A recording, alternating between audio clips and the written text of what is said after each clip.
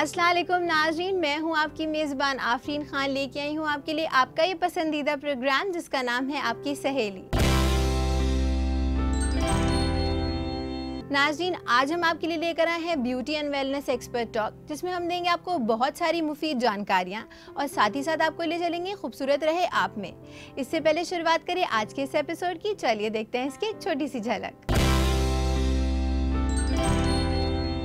आप जब कंडीशनर लगाएंगे तो बाल हल्के से सॉफ्ट हो जाते हैं। सॉफ्ट होने की वजह से उसके साथ में एक बहुत अच्छी चीज़ ये आती है कि आप जब कोम करते हैं तो कंघी आपकी आराम से पूरी नीचे तक आ जाती है। ब्रश फेरते हैं तो हो जाता है, बालों में गांठें नहीं पड़ती हैं, बाल टूटते नहीं हैं। किसी भी नॉर्मल फेस वॉश से अपना फेस धोएंगे और उसके बाद ही क्लेंजर से क्लीन करेंगे। अब जो मैं क्लेंजर अप्लाई कर रही हूँ, ये क्रीम क्लेंजर है। हम क्लेंजर को यहाँ पे रख सकते हैं अपने पाम पे और डॉट टेक्निक से पूरे फेस पे स्प्रेड कर लेंगे।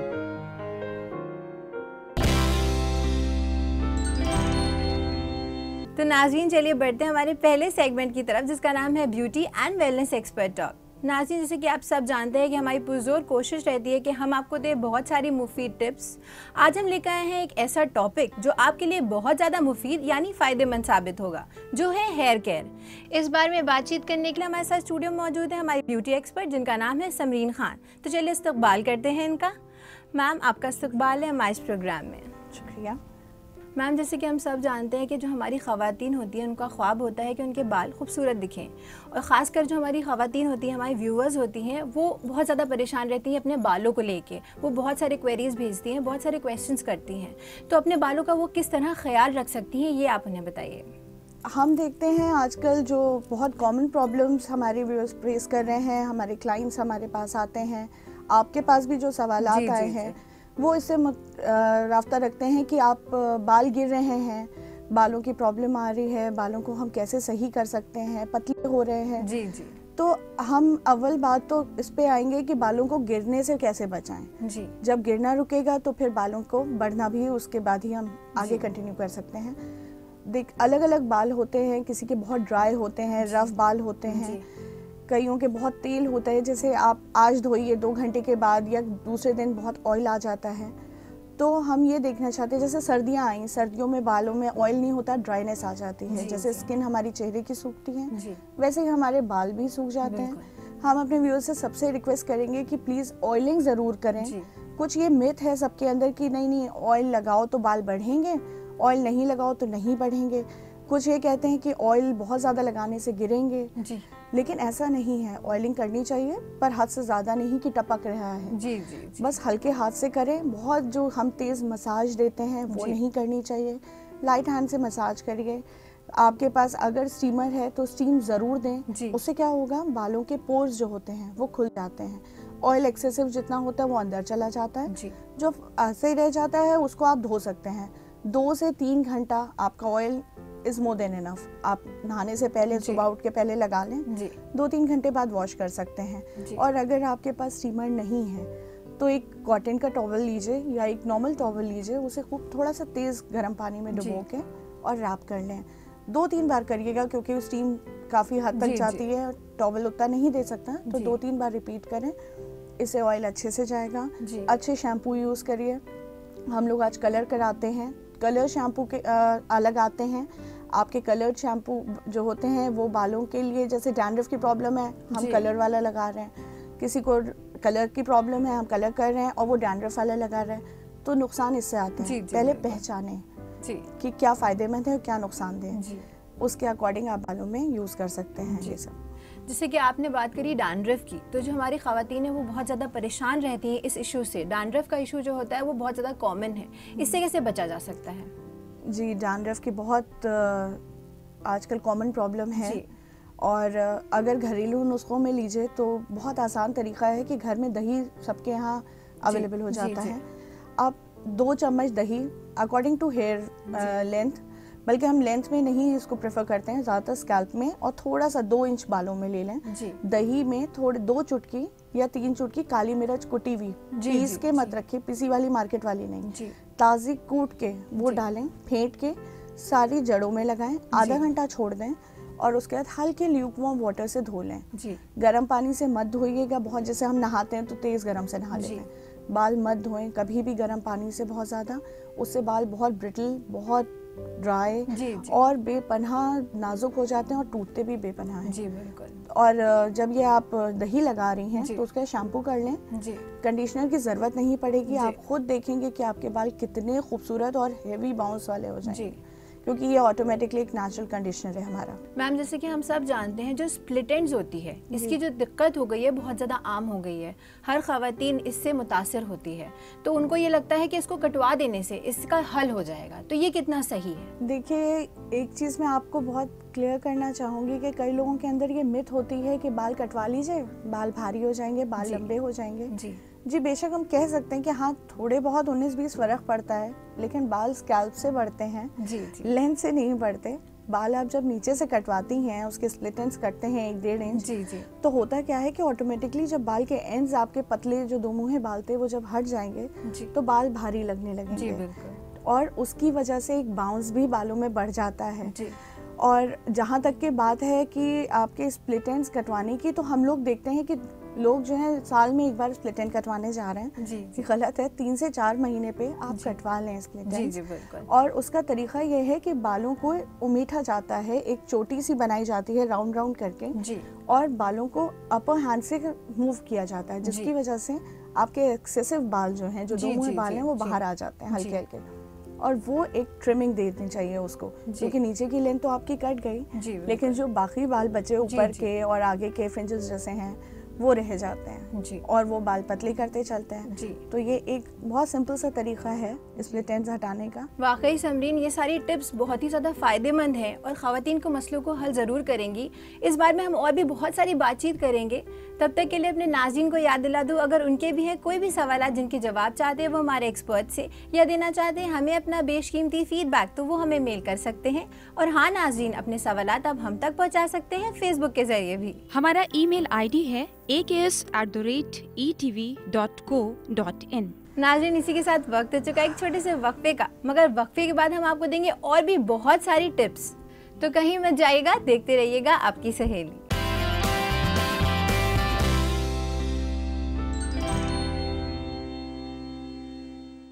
नाज़रीन वक्फे के बाद आपका खैर मकदम है इस प्रोग्राम में जिसका नाम है आपकी सहेली। नाज़रीन जैसे कि हमारी ब्यूटी एंड वेलनेस एक्सपर्ट्स आपको दे रही थी बहुत सारी एक्सक्लूसिव टिप्स, तो चलिए अपनी बातचीत का सिलसिला यूँ ही आगे बढ़ाते हैं। समरीन जैसे कि हम बात कर रहे थे हेयर फॉल से जुड़ी, हेयर से जुड़ी बहुत सारे इश्यूज़ के बारे में, तो अब मैं आपसे ये जानना चाहूँगी जो हेयर थिनिंग होती है वो भी बहुत ज़्यादा कॉमन हो गई है, जो हमारी कामकाजी ख़वातीन है वो अपने बालों का ख्याल नहीं रख पाती हैं, तो इससे कैसे बच सकती हैं वो? देखिए देखा जाता है अमूमन आजकल हर लेडी वर्किंग है या नहीं भी कहिए तो घर में ही फुल टाइम जॉब करती है, तो उसके साथ में बालों की देखभाल बहुत ज़रूरी है। कई बार होता है कि हम ऑफिस जाने के लिए देर हो रही है तो हमने नहा लिया, सर नहीं धोया, 2-2 दिन 3 दिन छोड़ दिया। मैं ये कहूँगी कि एक बार नहाना छोड़ दीजिए, सर ज़रूर धो लीजिए, मुँह हाथ धो रहे हैं सर धो लीजिए, क्योंकि होता क्या है कि जब हम बालों को अवॉइड करते हैं तो एक तो रोज़ आप बाहर जाना आना, उसमें ऑयल पनप रहा होता है स्कैल्प में, उस पर डस्ट बैठती जाती है, तो डस्ट की वजह से उसी पे हम कोम करते हैं तो वो पूरे स्कैल्प में जहाँ नहीं भी पहुंची होती है या लेंथ तक के बाल जो होते हैं वो ग्रीस के साथ वो फैलती जाती है डस्ट, बाल बेपनाह टूटते हैं। और आते टाइम में आप देखेंगे कि कई चीज़ें छोटे छोटे बैक्टीरियाज पनपने लगते हैं, कई बार एलर्जीज हो जाती हैं हमें जिसका आपको पता ही नहीं चलता, हल्के हल्के दाने आ जाते हैं, कई बार दाने बढ़ते बढ़ते ज़ख्म हो जाते हैं और हम कहते हैं अरे इचिंग हो रही है तेल लगा लो, नहीं, वो इचिंग तेल लगाने से नहीं होती, वो एक तरह की एलर्जी होती है।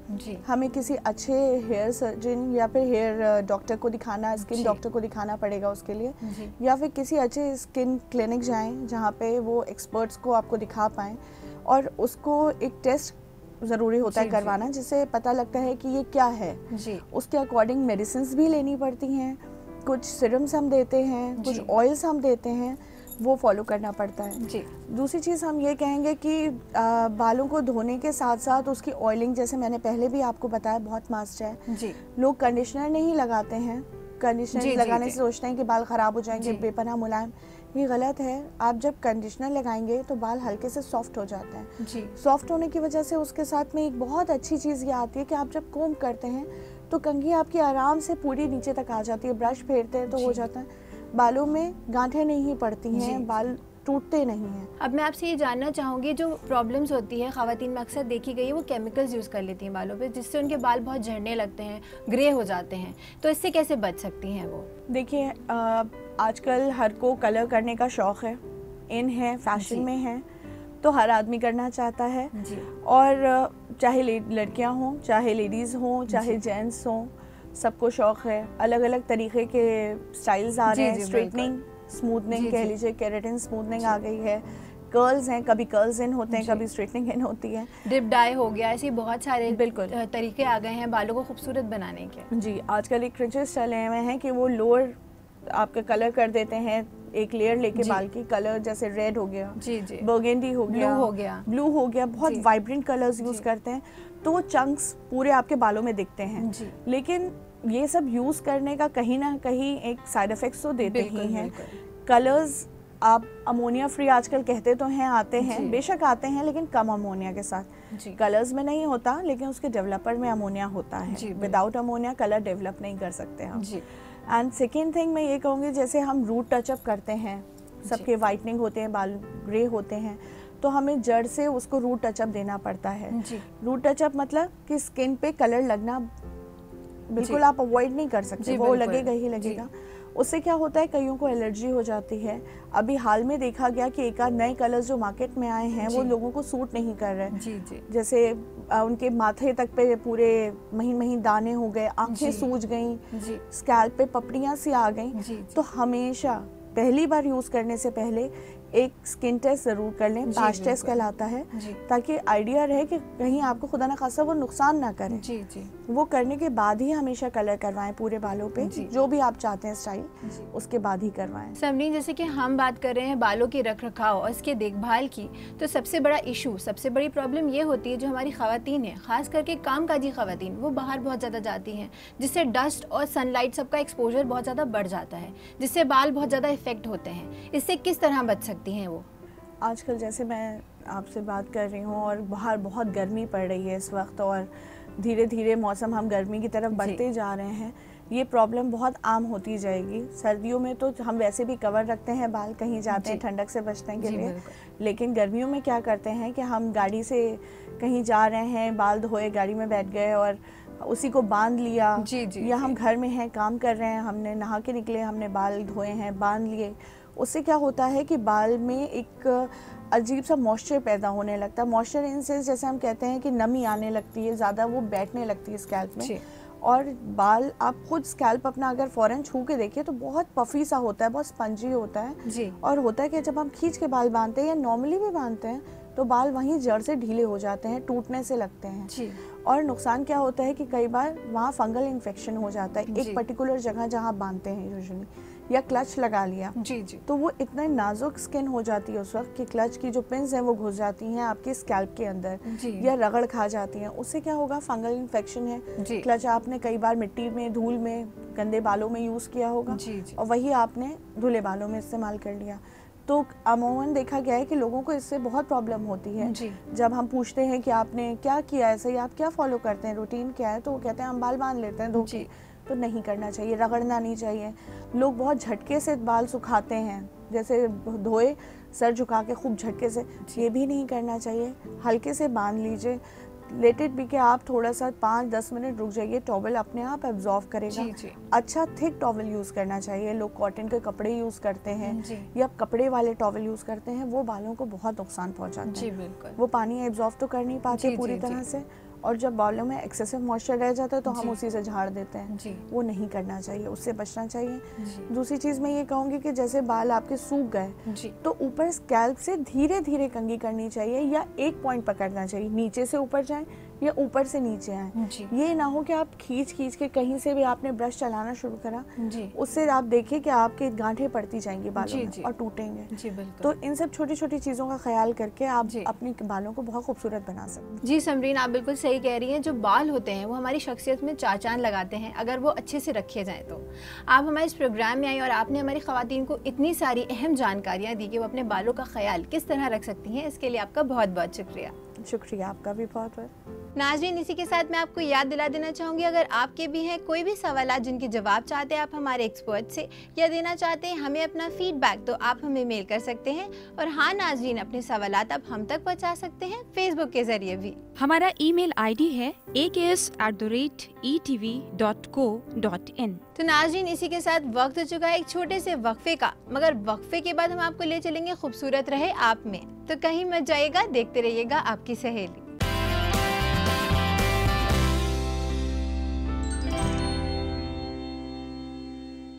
नाज़रीन, वक्फे के बाद आपका एक बार फिर से खैर मकदम है इस प्रोग्राम में जिसका नाम है आपकी सहेली। तो नाज़रीन, जैसे कि हम सब जानते हैं कि हम आपके लिए लेकर आते हैं बहुत सारी टिप्स कि आप अपनी खूबसूरती में किस तरह इजाफा कर सकती हैं, और हमारे इस सेगमेंट में हमारी पुरजोर कोशिश रहती है कि हम आपको दें ये बहुत सारी टिप्स। तो चलिए देखते हैं इस सेगमेंट में क्या है आपके लिए ख़ास।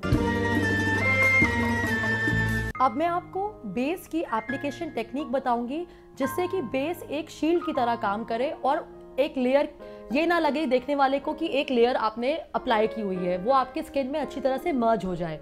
तो उसके लिए आपको ये देखना पड़ेगा कि हमें सही बेस कैसे चुनना है। सबसे पहले हम आपको ये बताएंगे कि अपनी स्किन को आपने कैसे प्रिपेयर करना है बेस लगाने से पहले। प्रिपरेशन में सबसे पहले हम करते हैं क्लेंजिंग। पहले आप किसी भी नॉर्मल फेस वॉश से अपना फेस धोएंगे और उसके बाद ही क्लेंजर से क्लीन करेंगे। अब जो मैं क्लेंजर अप्लाई कर रही हूँ ये क्रीम क्लेंजर है। हम क्लेंजर को यहाँ पे रख सकते हैं अपने पाम पे और डॉट टेक्निक से पूरे फेस पे स्प्रेड कर लेंगे।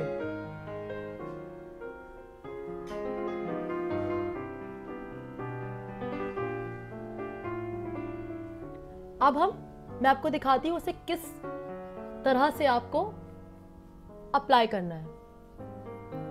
सर्कुलर मोशन में आपको क्लेंजर को क्लीन करना होगा।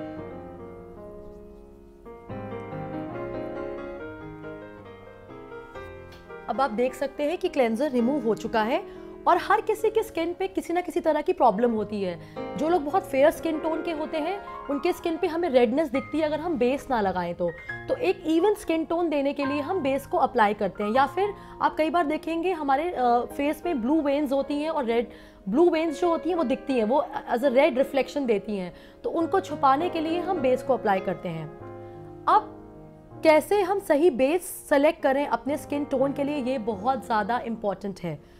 तो स्किन के लिए सही बेस चुनने के लिए आप अपने पाम पे ही थोड़ा सा बेस लेंगे और उसे अप्लाई करने से पहले अपने जॉ लाइन, ये आपकी जॉ लाइन होती है, नेक पे ना अप्लाई करके जॉ लाइन पे अप्लाई करेंगे और जिस फिंगर से अप्लाई किया उसी फिंगर से या फिर किसी और फिंगर से हल्का हल्का डैब डैब करेंगे। आप देख रहे हैं मैं डैब कर रही हूँ, मैं ऐसे ऐसे रब नहीं कर रही हूँ, फाउंडेशन को डैब कर रही हूँ। तो ये मेरे स्किन में मर्ज हो गया। इसका मतलब ये है कि ये मेरे स्किन का ही फाउंडेशन है, ये मेरे स्किन टोन का ही फाउंडेशन है। अब जो हमें दिख गया है कि ये फाउंडेशन हमारी स्किन में मर्ज हो गया है, इसका मतलब ये हमारे टोन का ही फाउंडेशन है। अब इसी फाउंडेशन को हम अगेन इस एरिया पे ज़्यादा फोकस देंगे क्योंकि यहाँ डार्क सर्कल्स होते हैं। डॉट टेक्निक से ही पहले पूरे फेस पे इवनली अप्लाई करेंगे। मैं थोड़ा थोड़ा, हमेशा ध्यान रखिएगा थोड़ा थोड़ा करके लीजिए, कभी भी एकदम से ज़्यादा मत लीजिए। स्किन को थोड़े की ही ज़रूरत है। अगर आपको लगे कि कम है तो आप ऐड कर सकते हैं। ब्रिज ऑफ द नोज पे लगाएंगे और कॉर्नर्स ऑफ द नोज पे लगाएंगे। या तो आप ब्रश ले सकते हैं या तो ये स्पॉन्ज जो कि आपको मार्केट में इजीली अवेलेबल हो जाएंगे, इन स्पॉन्ज को भी यूज कर सकते हैं या ब्रश को यूज कर सकते हैं to evenly apply the base. मैं फिलहाल ब्रश का यूज कर रही हूं because I am more comfortable with this. अब आपको देखिए ब्रश को मैं ऐसे से स्प्रेड नहीं कर रही हूं, मैं डैप डैप कर रही हूं। अब इसके बाद अगर आपको ये फाउंडेशन लॉन्गर पीरियड के लिए चाहिए कि ये स्टे करे हमारे स्किन पे, तो हम इसको लॉक करते हैं और लॉक टेक्निक हम कॉम्पैक्ट से करते हैं। कॉम्पैक्ट ले लीजिए आप, मैं रेवलॉन का यूज कर रही हूँ, आप कोई भी नॉर्मल कॉम्पैक्ट यूज कर सकते हैं। कॉम्पैक्ट को भी ब्रश पे लेंगे, मैं ब्रश से यूज कर रही हूँ, अगर आप चाहें तो इसके साथ जो ये मिलता है पैड वो भी यूज कर सकते हैं। मैंने ब्रश पे लिया कॉम्पैक्ट एंड देन अगेन इसको भी देखिए मैं डैप कर रही हूँ, मैं इसको ऐसे ऐसे नहीं कर रही हूँ। कॉम्पैक्ट को भी हम डैप करेंगे।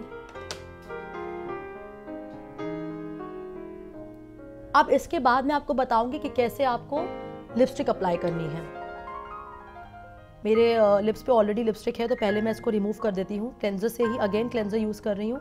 इससे 2 फ़ायदे होते हैं। देखिए, एक तो आपके जो होठ हैं सर्दियों में बहुत ड्राई हो जाते हैं, तो अगर आप क्लेंजर से क्लीन करेंगे तो वो मॉइस्चराइज रहेंगे, क्योंकि कहीं ना कहीं क्लेंजर में क्रीम कंटेंट है।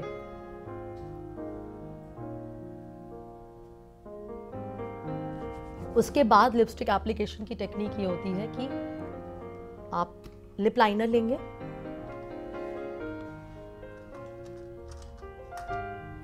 लिप लाइनर से पहले एक लाइन बनाएंगे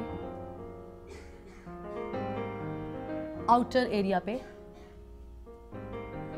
अब मैं आपको एक टेक्निक बताती हूँ। अगर आपको मैट इफेक्ट चाहिए, अगर आप ये नहीं चाहते हैं कि लिपस्टिक ग्लॉसी लगे, मैट इफेक्ट चाहिए, तो आप इस लिप लाइनर से ही इसको भी एज अ लिपस्टिक यूज कर सकते हैं, इसी को फिल कर सकते हैं। तो मैंने पहले इससे लाइन बनाई और अब मैं इसी को फिल कर दूंगी, क्योंकि मुझे मैट इफेक्ट चाहिए, मुझे ग्लॉसी इफेक्ट नहीं चाहिए। मैंने इसी से फिल कर दिया। तो आप ये देख रहे हैं, जो मैंने अब लिपस्टिक लगाई है एकदम भी शाइन नहीं कर रही है, इसे हम बोलते हैं मैट इफेक्ट की लिपस्टिक। इससे 2 फायदे होते हैं। अगर आप इसके ऊपर अब इसी शेड का लिपस्टिक अप्लाई करेंगे तो वो लॉन्गर पीरियड के लिए स्टे करेगी, क्योंकि हमने ऑलरेडी बेस दे दिया है लिप लाइनर से। तो अगर हम चाहते हैं कि हमारी लिपस्टिक 6 से 7 घंटे तक रिमूव ना हो, तो हम पहले लिप लाइनर से ही बेस बनाएंगे और फिर इसी के ऊपर यही शेड की लिपस्टिक लगा देंगे। अब मैं आपको दिखाती हूँ। अगर मैं थोड़ा ग्लॉस इफेक्ट चाहती हूँ तो मुझे कुछ नहीं करना है। मैंने ये रेड लिपस्टिक ली,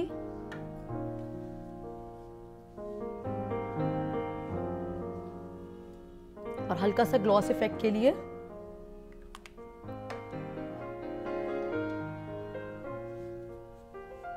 अब आप देख रहे हैं कि थोड़ा एक ग्लॉसी इफेक्ट आ गया है। इससे ना ही सिर्फ ग्लॉसी इफेक्ट आएगा, जो मैंने लिपस्टिक भी लगाई है रेड शेड की, ये कम से कम 7 से 8 घंटे तक नहीं हिलेगी, क्योंकि मैंने पहले ही एक बेस दे दिया है। तो अब आपने ये देखा कि मैंने कैसे बेस को अप्लाई किया और कैसे लिपस्टिक को अप्लाई किया। तो जो ये मैंने रूटीन फॉलो किया, ये रूटीन आप डेली बेसिस पे विंटर्स में या फिर समर्स में फॉलो कर सकते हैं। और अगर आप विंटर्स में फॉलो करेंगे तो आपकी स्किन हमेशा प्रोटेक्टेड रहेगी जो वेदर कंडीशंस बाहर हैं उसके अगेंस्ट। जैसे आप कंप्लेन करते हैं कि स्किन बहुत ड्राई होती है, तो आप ये स्किन रेजीम फॉलो करके देखिए, आपको कभी भी कंप्लेन नहीं होगी कि मेरी स्किन एक्सेसिव ड्राई हो रही है। तो this is a very simple technique, बहुत सिंपल मेकअप है और इजीली आप कर सकते हो। तो नाज़रीन, देखा आपने, छोटी छोटी बातों का ख्याल रख के किस तरह इजाफा कर सकते हैं आप अपनी खूबसूरती में। नाज़रीन, इसी के साथ मैं आपको याद दिला देना चाहूँगी, अगर आपके भी हैं कोई भी सवाल जिनके जवाब चाहते हैं आप हमारे एक्सपर्ट से, या देना चाहते हैं हमें अपना फीडबैक, तो आप हमें मेल कर सकते हैं। और हाँ नाज़रीन, अपने सवाल आप हम तक पहुँचा सकते हैं फेसबुक के ज़रिए भी। हमारा ईमेल आईडी है aks@etv.co.in। नाज़रीन, इसी के साथ वक्त हो चुका है कि मैं आपसे कहूँ अलविदा, लेकिन होगी आपसे फिर मुलाकात बहुत सारी नई जानकारियों के साथ। तब तक के लिए रखिए अपना ख्याल और हमारी पूरी टीम को दीजिए इजाज़त। खुदा हाफिज़।